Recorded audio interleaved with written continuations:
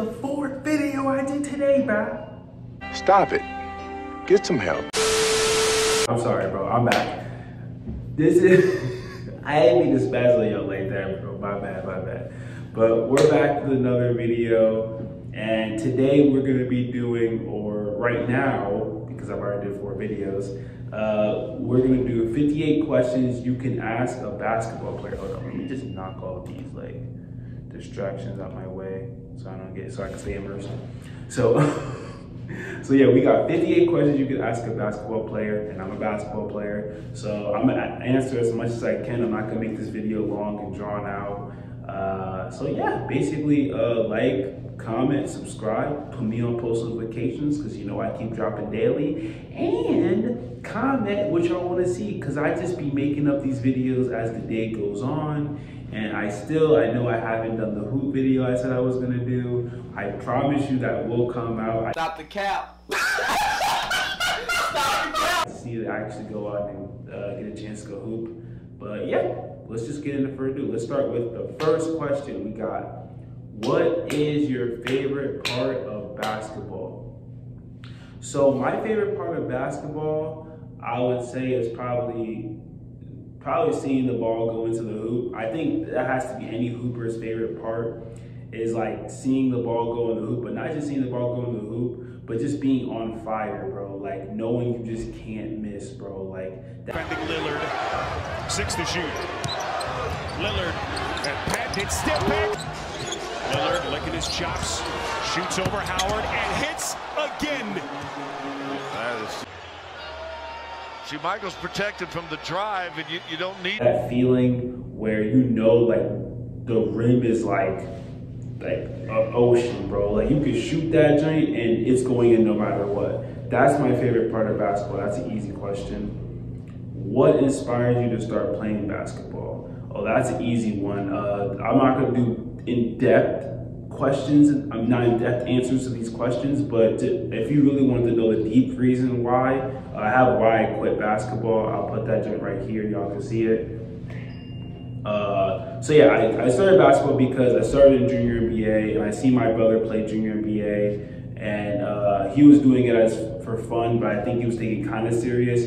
But me, I didn't want to play any sports. I already told myself I was going to play any sports. I seen him do that. It seemed fun. I wanted to do that as fun until an AAU coach stopped me, and the rest was history. So that's basically why I started basketball, because I wanted to play it for fun at first, and then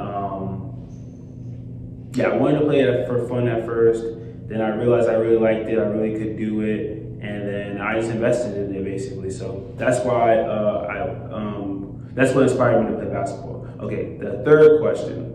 What do you think makes a great team captain? I think that's a great question. I think what makes a great team captain, even like when you're playing like in a rec center and you have captains, the best thing of a captain is one, knowing how to pick a team, and knowing how to pick a team that goes around you as a player and the players you pick. The second thing is knowing that since you're the captain of that team, bro, you have to be able to, one, be able to pass the ball and know people's spots and get them involved, but know when that's not working and you have to step in. And sometimes I struggle with that sometimes, and I try to be better with that, but you have to know when you have to step in and be like, all right, bro, they're not doing what they're supposed to do. I gotta take over. But you gotta be good enough to do that. That's why you gotta put the hours in the gym. If you're a hooper, bro, you gotta put them hours in the gym. But yeah, I think that's what makes a good captain. Do you have any pregame rituals? I don't think I've ever had any. I never had any pregame rituals, so no, I never had any pregame rituals, that's short. Who is your biggest role model in the sport? I would say when I played basketball, the only person that like I modeled my game after, like trying to play like them, I would say first I was trying to be like a defensive player when I was younger, so I wanted to be like Dennis Rodman, and I wanted to just like get boards, play defense, because I thought that like this, no matter what, as long as I play like my heart out, I could be able to do what I had to do. But like when I got older, I started wanting to like play like Kyrie. I wanted to play like like a guard, like Steph Curry. I never really wanted to shoot like Curry. I just wanted to be able to be like MVP, you know what I mean, caliber player.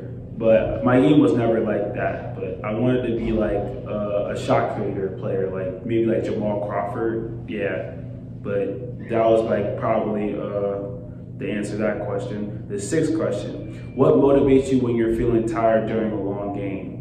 I think what motivates me when I'm like tired, even just like practice, when I practiced, or when I'm in a game, what motivates me is like, one, like you gotta understand, like as soon as you're starting to feel tired, your body is starting to break that wall. But if you stop when you get tired, you're never gonna get able to get better. So you have to break that wall. Once you break that wall and you're tired and you're like, oh, I can't do anything else, that's when it really starts. That's when the training really starts. That's when you really start being able to get better as a player. Like that's when you start knowing that you're improving. Once you break that wall, then the next wall, when you know what makes you really, really tired, you have to get and break that wall. So I think that's what motivates me. Don't you have to be stupid somewhere else? Not until 4. That like once I get really, really tired, I know, okay, bro, I just gotta keep pushing because I know now I'm closer to that next level. That's what motivates me. What position do you like to play the most? That's a hard question. In high school, I loved playing small forward because if you're the small forward, you could really be looked at as a point guard in the center. So that's what I liked about being the small forward. I didn't want to be the point guard because when you're the point guard, you gotta like distribute. You barely could score if you really want to. Now, like it's different, but like when I was in high school, it was like point guards are more like slashing, kicking out, like passing, maybe shot a little bit, and then shot created if they needed to. But a small forward, you get to do that, be the shooting guard, and you can be like that big player who could be like in the post. You can still do your post moves. You can still dish out of the post, and I like that. So I say my favorite position is definitely small forward. What is your favorite drill to do in practice?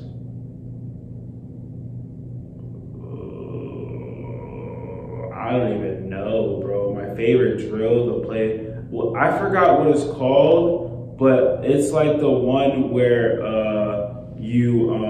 I think it's like 3-man weave. Yeah, 3-man weave, that's what it was called. 3-man weave was probably like my favorite drill if I had to like make a drill in practice. Good, there's a rebound right there, a pass. Okay, and we're still going down the court. Let's come back. Because I liked it because like you got to work on your finishing, endurance, and like no matter what, you got to show up your skill no matter who you were in the drill. So I liked the 3-man weave. I would say 3-man weave most of the time. 9, I'm sorry. One word to describe how you feel when you score the winning points in a close game. A clutch. Stop the cap. I think that's the easiest word to say. I feel clutch.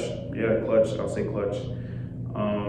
How do you handle losing a big game? See, losing a big game is not easy, bro. Like I remember in high school, not in high school, I'm sorry. I was in middle school still, and we were in the playoffs, and this was like when I was like really young. I think it was like 6th grade or something like that, 7th grade. But we were in the playoffs and we were playing pretty good, and we got like blown out in one of the games, and we were like really close to winning a chip that year.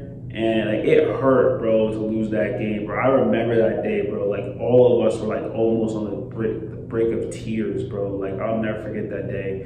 But like I think what like my dad was trying to tell me that day was just like, don't worry about that. Like if you can cheer when you win and you can be happy when you win, you have to have that same energy when you lose. Like you can't be happy with losing, but you can't like complain and you can't grumble over a loss. Just know, oh, okay, I lost. Now I know what I gotta do. I gotta do this, I gotta get better. Just like when you win, you know, okay, I did this good, I did this. When you lose, you get the same type of energy. Like, you know what you did bad, so now you can do the good things. When you do something good, you know what you did good, so you replicate it. Both of them can be looked at as the same way, so you have to look at it as a positive light. Don't ever look at losing as a negative part of your life. You only lose when mentally you clocked yourself out. So I'll say that one about that one. 11, do you have any other hobbies outside of basketball? If so, what are they? I would say, do you have any other hobbies outside of basketball? If so, what are they? Oh, yeah. I would say my secret talent that a lot of people don't know about me, I'm pretty good at bowling. So yeah, that one. I'm good at bowling a lot. Do you have any advice for aspiring young basketball players who want to make it to the NBA one day?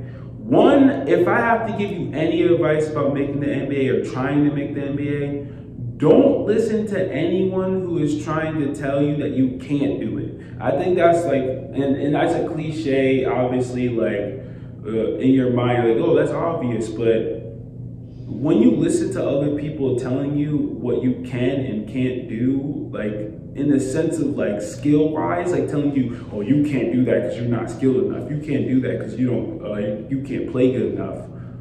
Well, at one point, Kobe wasn't good. At one point, Michael Jordan wasn't good. At one point, LeBron wasn't good. Yeah, some of these players have genes and they got the lucky bug of the draw. But there's players who had to work extra hard to get in the league, and they did it, bro. So why can't you do it? Just like Derrick Rose said, like why can't I, bro? Like why can't I win MVP, bro? Like, or why can't I do it, bro? Like that's what you gotta think, bro. Think like that, bro. Like, be positive, bro. Like and do your thing, bro. All right.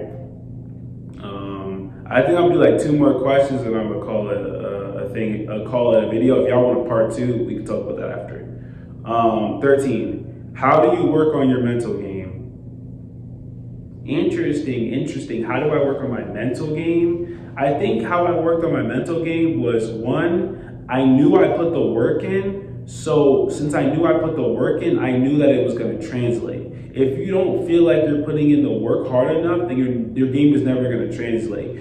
You have to put in the work, so mentally you know that, and mentally you see that, and you see your growth, and then it'll translate into mentally knowing like, oh, I'm gonna make that shot. I'm gonna make that shot. Oh, that's easy. I'm gonna make that layup. Because you put in the work. You can't mentally get there until you actually put in the work to physically, and then once you know physically you got it, then mentally it'll just come with it.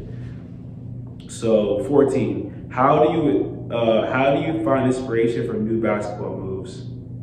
That's a great question.